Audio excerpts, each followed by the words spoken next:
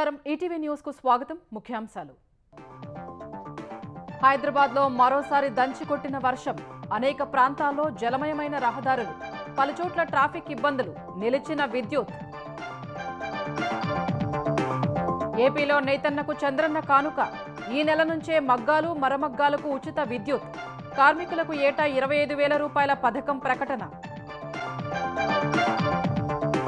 అభివృద్ధి సంక్షేమం కొనసాగాలంటే ఎన్డీఏకు అండగా నిలవాలన్న చంద్రబాబు మరోసారి వైకుంఠపాళికి అవకాశం ఇవ్వొద్దని ప్రజలకు సూచన ఏసీబీకి చిక్కిన ఏపీ గిరిజన సంక్షేమ శాఖ ఈఎన్సీ 25 లక్షలు లంచం తీసుకుంటుండగా పట్టుకున్న అధికారులు 5 కోట్లు డిమాండ్ చేసినట్టు వెల్లడి బీసీలకు 42% రిజర్వేషన్ల అమలును కేంద్రం అడ్డుకుంటోందన్న రేవంత్ బీజేపీకి బీఆర్ఎస్ వంత పాడుతోందని ఆక్షేపణ త్వరలో భవిష్యత్తు కార్యాచరణ ఎన్నికల హామీల నుంచి ప్రజల దృష్టి మరల్చే ప్రయత్నమన్న బీజేపీ ఢిల్లీ మహాధర్నాలో రాష్ట్రపతిపై వ్యాఖ్యలకు క్షమాపణ చెప్పాలని డిమాండ్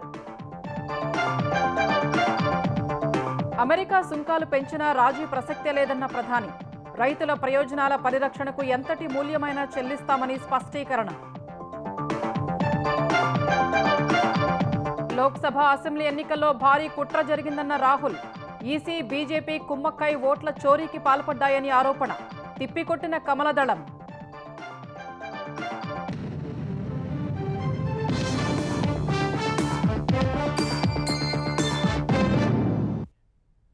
హైదరాబాద్ పరిసర ప్రాంతాల్లో మరోసారి వాన దంచికొట్టింది చాలా ప్రాంతాల్లో గంటన్నర వ్యవధిలోనే 6 నుంచి 12 సెంటీమీటర్ల వరకు వర్షం కురిసింది ఈ రాత్రి 8 గంటల వరకు శేరిలింగంపల్లిలో 12 సెంటీమీటర్ల అత్యధిక వర్షపాతం నమోదైంది ఖైరతాబాద్ సరూర్ నగర్ ఉప్పల్లలో 10 సెంటీమీటర్ల వర్షపాతం నమోదైంది మలక్పేట దిల్సుఖ్ నగర్ చైతన్యపురి ముషీరాబాద్ ఎల్బీనగర్ అబ్దుల్లాపూర్ మెట్లో వర్షం ధాటికి ట్రాఫిక్ కు తీవ్ర అంతరాయం ఏర్పడింది రామంతపూర్ ఉప్పల్ బోడుప్పల్ మేడిపల్లిలో పలు రోడ్లపైకి భారీగా వరద నీరు చేరి వాహనదారులు ఇబ్బంది పడ్డారు అమీర్పేట ఎస్ఆర్ నగర్ మధురానగర్లో లోతట్టు ప్రాంతాల్లోకి వరద నీరు చేరింది జూబ్లీహిల్స్ బంజారాహిల్స్ కుకట్పల్లి నిజాంపేట వివేకానంద నగర్ ప్రగతి నగర్లో పలు ప్రాంతాల్లో వర్షం ధాటికి ట్రాఫిక్ స్తంభించింది మియాపూర్ చందానగర్ లింగంపల్లి గచ్చిబౌలి మాదాపూర్ కొండాపూర్ రాయదుర్గంలో భారీ వర్షానికి ట్రాఫిక్ నిలిచింది మణికొండలో గోడ కూలి ఆ మార్గంలో వెళుతున్న కారుపై పడింది జీడిమెట్ల సుచిత్ర నాగారంలో గాలితో కూడిన భారీ వర్షానికి విద్యుత్ సరఫరా నిలిచిపోయింది మరో 2 రోజులు భారీ వర్షాలు ఉంటాయనే వాతావరణ శాఖ హెచ్చరికలు దృష్టిలో పెట్టుకుని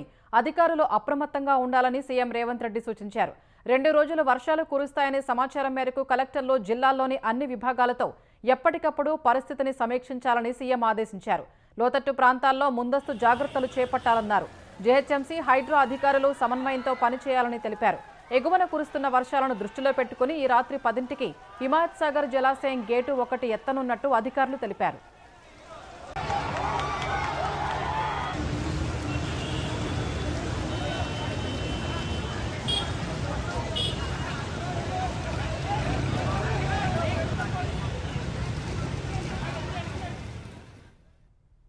తెలంగాణ వ్యాప్తంగా పలు ప్రాంతాల్లో జోరుగా వర్షాలు పడ్డాయి మహబూబ్ నగర్ జిల్లా రాజాపూర్లో 9.2 సెంటీమీటర్ల వర్షం పడింది రంగారెడ్డి జిల్లా మహేశ్వరంలో 8.9 కందుకూరు మండలం రాచలూరు కాజాగూడలో 8.8 సెంటీమీటర్ల వర్షం కురిసింది గచ్చిబౌలిలో 8.5 షాద్నగర్లో 7.5 నందిగామలో 7.2 సెంటీమీటర్ల వాన పడింది సిద్దిపేట జిల్లా చట్లపల్లిలో 7.2 మహబూబ్ నగర్ జిల్లా నవాబుపేటలో 7.1 ఉడిత్యాలలో 6.6 జానంపేటలో 6.5 సెంటీమీటర్ల వర్షం కురిసింది వికారాబాద్ జిల్లా పూడూరులో 6.3 సెంటీమీటర్ల వాన పడింది నాగర్ కర్నూల్ రంగారెడ్డి జిల్లా ఇబ్రహీంపట్నం 5 సెంటీమీటర్ల వర్షపాతం నమోదైంది భారీ వర్షానికి పలుచోట్ల రోడ్లు జలమయమై వాహనదారులు ఇబ్బందులు పడ్డారు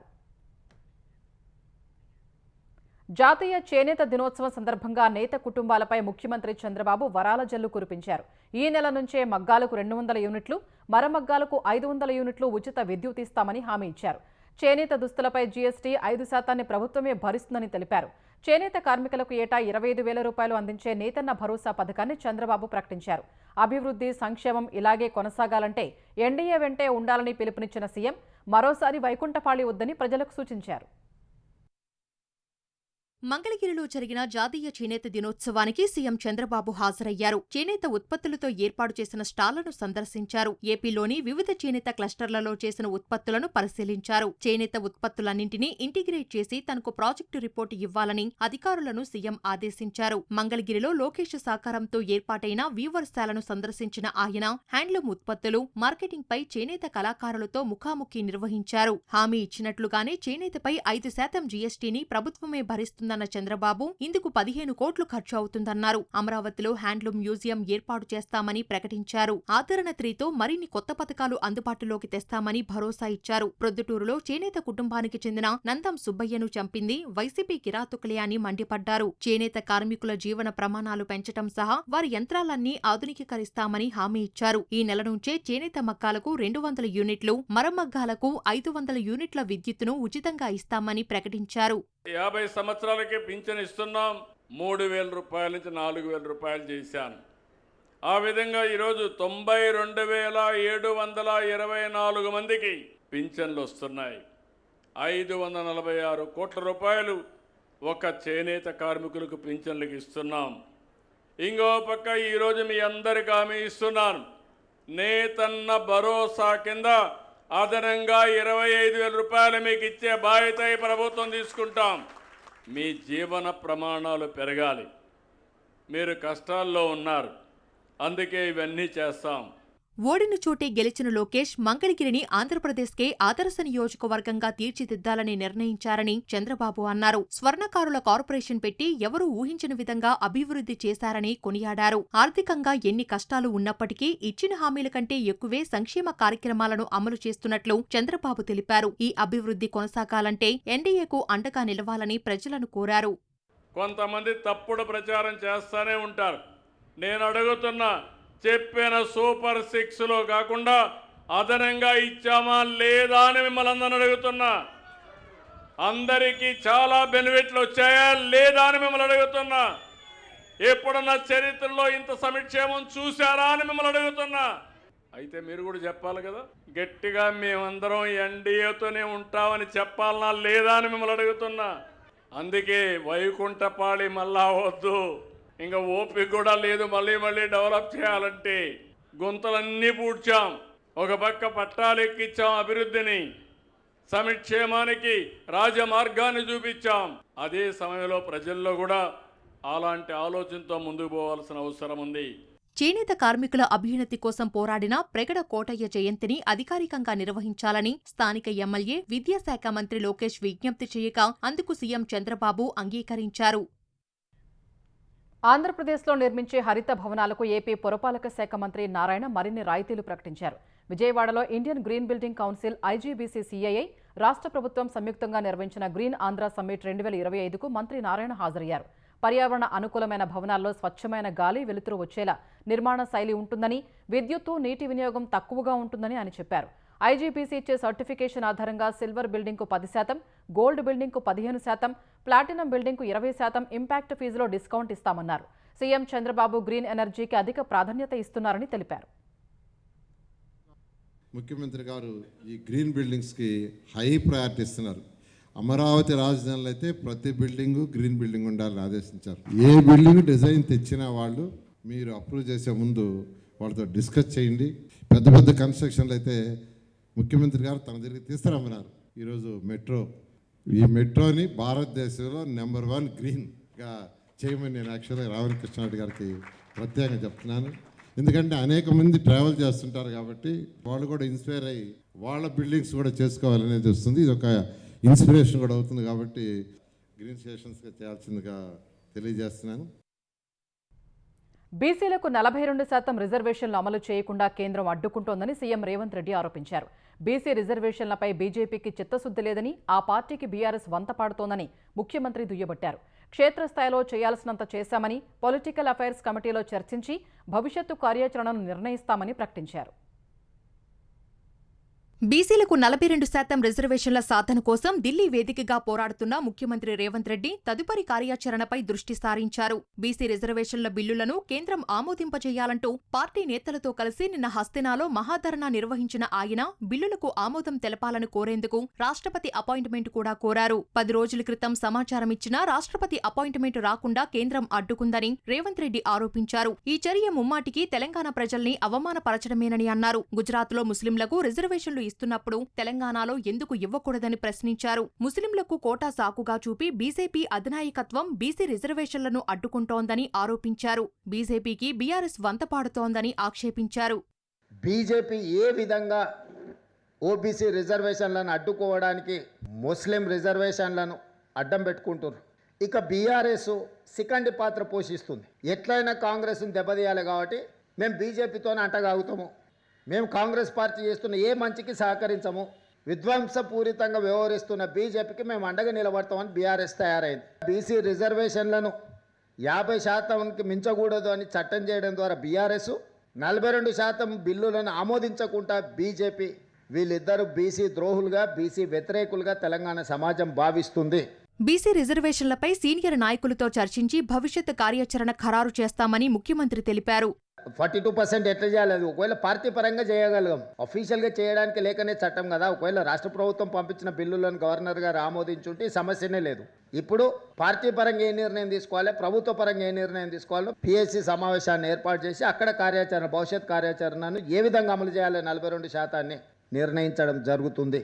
బీసీ రిజర్వేషన్లపై బీజేపీకి చిత్తశుద్ధి లేదన్న సీఎం ఈ విషయంలో కేంద్ర మంత్రి కిషన్ రెడ్డికి ఉన్న అనుమానాలు నివృత్తి చేసేందుకు అధికారిక సమావేశం ఏర్పాటుకు సిద్ధమన్నారు. ఓబీసీ రిజర్వేషన్లు ఇవ్వాలన్న ఆలోచనే లేదు. 42% ముస్లింలకు మైనస్ చేసి ఓబీసీలకు రిజర్వేషన్లు ఇస్తామని మోడీ గారికి చెప్పి మీరే బిల్లు పెట్టండి, పార్లమెంట్ జరుగుతుంది కదా. అప్పుడు ఆటోమేటిక్గా అన్ని రాష్ట్రాలు అమలు చేయాల్సిందే కదా. కిషన్ రెడ్డి గారు చేస్తున్న వాదన పసలేని వాదన. ఎవరిదే డ్రామానో ఎవరిదే నిజమో తెలంగాణకు వస్తే తెలుస్తుంది. ఇక్కడ ఢిల్లీలో కూర్చొని మాట్లాడితే ఏం తెలుస్తుంది? సిబు సోరెన్ కుటుంబాన్ని పరామర్శించడానికి వెళ్లడం, తప్పుడు కేసు విషయంలో కోర్టుకు హాజరు కావడం వల్లే ధర్నాకు రాహుల్ గాంధీ రాలేదని, దానిపై విమర్శలు అర్ధరహితమని సీఎం వివరించారు. ఎన్నికల్లో ఇచ్చిన హామీలు నెరవేర్చకుండా ప్రజల దృష్టి మళ్లించేందుకు కాంగ్రెస్ పార్టీ ప్రయత్నిస్తోందని కేంద్ర మంత్రి కిషన్ రెడ్డి విమర్శించారు. ఢిల్లీలో కాంగ్రెస్ మహాధర్నాపై ఆయన హస్తినలో విమర్శలు గుప్పించారు. సోనియా గాంధీ కుటుంబాన్ని పొగడటానికే ధర్నా మొత్తం సరిపోయిందని ఎద్దేవా చేశారు. ఢిల్లీలో ధర్నా సందర్భంగా రాష్ట్రపతి ద్రౌపదీ ముర్మును ఉద్దేశించి తెలంగాణ మంత్రి ఒకరు చేసిన వ్యాఖ్యల్ని కేంద్ర మంత్రి తీవ్రంగా తప్పుపట్టారు. ఇందుకు సోనియా గాంధీ క్షమాపణ చెప్పాలని డిమాండ్ చేశారు. ప్రధాని నరేంద్ర మోదీపై కాంగ్రెస్ నేతలు చేసిన విమర్శలపై కిషన్ రెడ్డి మండిపడ్డారు. 46% జనాభా ఉంటే 42% రిజర్వేషన్ ఇస్తూ దాంట్లో 10% ముస్లింలను కలిపి ఎవరిని మోసం చేయాలనుకుంటున్నారో రాహుల్ గాంధీ చెప్పాల్సినటువంటి అవసరం ఉంది. ఇది దేశానికి ఆదర్శమా? కన్వర్టెడ్ బీసీ అంటాడు. కన్వర్టెడ్ కాంగ్రెస్ పార్టీ ముఖ్యమంత్రిను, ప్రధానమంత్రి గారిని కన్వర్టెడ్ బీసీ అంటావా అడుగుతా ఉన్నాను.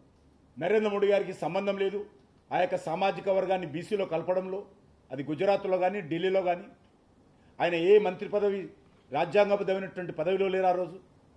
రాహుల్ గాంధీ ప్రధానమంత్రి అవుతాడో కాదో కానీ వచ్చే ఎన్నికల్లో రేవంత్ రెడ్డి మాత్రము ఘోరంగా ఓడిపోవడం ఖాయమని మనం చేస్తా ఉన్నాం. స్థాయికి మించి మాట్లాడము మంచిది కాదనే విషయాన్ని ఈ సందర్భంగా మనం చేస్తా ఉన్నాను.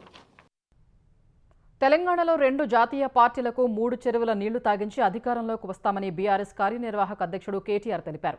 వికారాబాద్ జిల్లా పరిగ నియోజకవర్గంలో కాంగ్రెస్ నుంచి వచ్చిన నేతలకు కండువా కప్పి పార్టీలోకి ఆహ్వానించిన కేటీఆర్ బీజేపీలో విలీనం కావాల్సిన అవసరం బీఆర్ఎస్కు ఏముందని ప్రశ్నించారు. బీసీ రిజర్వేషన్ల కోసం ఢిల్లీకి వెళ్లిన సీఎం రేవంత్ రెడ్డి ఏం సాధించారని ప్రశ్నించారు. తాము అధికారంలోకి వస్తే స్థానిక సంస్థల ఎన్నికల్లో కాంగ్రెస్ చెప్పే 42% కంటే ఎక్కువ సీట్లు ఇస్తామని హామీ ఇచ్చారు. రుణమాఫీ విషయంలో కాంగ్రెస్ ప్రభుత్వం విఫలమైందన్న కేటీఆర్ స్థానిక ఎన్నికల అనంతరం రైతు బంధు ఎత్తేస్తారని ఆరోపించారు. ఐఏఎస్ ఐపీఎస్ అధికారులకు నేను ఒక్కటే గుర్తు చేస్తున్నా, ఇలా మీరు పచ్చి అబద్ధాలు ఆడుతా ఉన్నారు. 10 ఏళ్లలో ఒక్క రేషన్ కార్డు ఇయ్యలే. కాంగ్రెస్ వాళ్ళు మాట్లాడినట్టు మాట్లాడుతున్నారు. 2-2.5 ఏళ్లలో మళ్ళా మేమే వస్తున్నాం. ఎవరైతే రేవంత్ రెడ్డి కంటే ఎక్స్ట్రాలు చేస్తున్నారో ప్రతి ఒక్కరి మాటలు యాది పెట్టుకుంటాం. అన్ని లెక్కలు హిసాబ్ కితాబ్ సెటిల్ చేసే బాధ్యత నాది. కాంగ్రెస్ వాడు మోసం చేయొచ్చు, రిజర్వేషన్లు అని చెప్పి ఇంకొక రకంగా చేయొచ్చు. నేను మీకు మాటిస్తా ఉన్నా, పరిగిలో తప్పకుండా సామాజిక న్యాయం చేస్తూ ఎక్కడికక్కడ బలహీన వర్గాలకు పెద్దపీట వేస్తూ మీకు వాళ్ళు చెప్పే 42% కంటే ఎక్కువ ఇచ్చుకునే బాధ్యత పరిగిలో గానీ ఇంకితర నియోజకవర్గాల్లో గానీ స్థానికంగా మనది అని చెప్పి కూడా నేను విజ్ఞప్తి చేస్తాను. తెలంగాణ విద్యారంగం అభివృద్ధికి తమ వంతు సేవ అందిస్తామని అమిటీ యూనివర్సిటీ ఛాన్సలర్ అతుల్ చౌహాన్ వెల్లడించారు. ఢిల్లీలోని సీఎం అధికారిక నివాసంలో రేవంత్ రెడ్డిని కలిసిన అతుల్ చౌహాన్ రాష్ట్రంలో అమిటీ యూనివర్సిటీ ఏర్పాటుకు మంత్రివర్గం ఆమోదం తెలిపినందుకు కృతజ్ఞతలు తెలిపారు.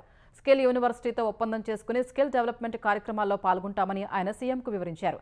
మెరుగైన వసతులు, నాణ్యమైన విద్యా బోధనలో ఇప్పటికే అమిటీకి మంచి పేరు ఉందని, రాష్ట్రంలో మరింతగా రాణించేందుకు కృషి చేస్తామని చెప్పారు. భారత్పై సుంకాలను అమెరికా 50% పెంచినప్పటికీ రాజీ పడే ప్రసక్తే లేదని ప్రధాని నరేంద్ర మోదీ స్పష్టం చేశారు. ఈ మేరకు ఆయన పరోక్షంగా ట్రంప్నకు సందేశం ఇచ్చారు. దేశ రైతుల ప్రయోజనాల్ని పరిరక్షించేందుకు ఎంత భారీ మూల్యమైనా చెల్లించేందుకు తాను సిద్ధమని తేల్చి చెప్పారు. ప్రఖ్యాత వ్యవసాయ శాస్త్రవేత్త ఎంఎస్ఎస్ స్వామినాథన్ శత జయంతిని పురస్కరించుకుని ఢిల్లీలో నిర్వహిస్తున్న 3 రోజుల అంతర్జాతీయ సదస్సుకు ప్రధాని మోదీ హాజరయ్యారు. దివంగత స్వామినాథన్ సంస్మరణార్థం ప్రత్యేక నాణ్యాన్ని, స్టాంపును మోదీ విడుదల చేశారు. ఈ సందర్భంగా అమెరికా విధించిన 50% సుంకాలపై పరోక్షంగా స్పందించిన ప్రధాని దేశ రైతుల ప్రయోజనాల విషయంలో రాజీ పడే ప్రసక్తే లేదని తేల్చి చెప్పారు. రైతులు, పశు పెంపకందారులు, మత్స్యకారుల ప్రయోజనాల కోసం ఎలాంటి మూల్యమైనా చెల్లిస్తానని చెప్పారు. అంతర్జాతీయంగా ఒత్తిళ్లు ఉన్న గ్రామీణ ప్రాంతాల రక్షణకు ఎన్డీఏ ప్రభుత్వం కట్టుబడి ఉందని తెలిపారు. ఇదే సమయంలో భౌగోళిక వాతావరణ పరిస్థితులు పెను సవాళ్లు విసురుతున్నందున స్థిరమైన పంటల దిగుబడి ఉండాలని నొక్కి చెప్పారు.